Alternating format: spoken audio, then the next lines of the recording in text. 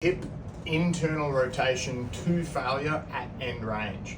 So in this case, I've got a band just attached over to the side. You can do this if you're at the gym, you can do it with cable machine if you prefer. But all we're going to do is we're going to get into our end range of hip internal rotation. I'm going to let the band sort of pull us into it. So I'll show you what I mean. All I'm going to do is just going to put my leg through the band, and I'm going to start in an upright position. This might not necessarily be the position you start in, but we'll play around with that. So here I'm in a neutral position. So notice I'm facing you, my legs are facing forward. Now if I just sort of relax my hip, the band is going to pull me into my end range. I want to stay in this end range. So you're going to be doing this for 90 seconds to 2 minutes, and you're going to be staying at this end range. So I'm going to lift my foot off the floor just a little bit so I don't have any sort of drag on the floor.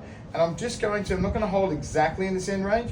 I'm just going to nice and slow and controlled, just stay, 4 or 5 inches or so towards the end. So it's a nice, slow, controlled range. What I'm not doing is pulling in and then letting the band pull. I need a slow, control range the whole time.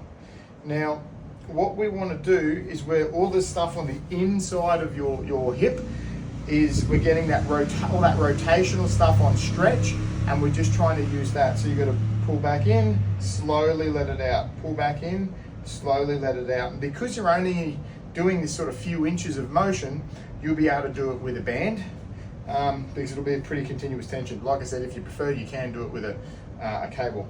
But what I want to do through this 2 minutes is I don't want to just stay in the same hip angle. So here I'm in extension, which means I'm sort of upright.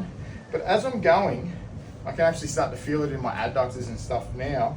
As I'm going, I'm actually just going to sort of slowly come down into this sort of quadruped position. So now I'm in a little bit of hip flexion. You may find when you get to this hip flexion that it's actually a little bit easier. I've got a little bit more rotation at this point. So what I'll do is I'll actually just move a little bit further away when I do this, just to keep this tension, because I want to get to anywhere between sort of 90 seconds to 2 minutes, and I'm actually at failure, and that failure means that I literally can't pull it in anymore.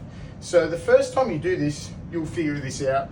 The next time you might have to be a little bit further away, let it pull in, and there you go. So just kind of move through, just so we're hitting all that tissue, not in exactly the same line.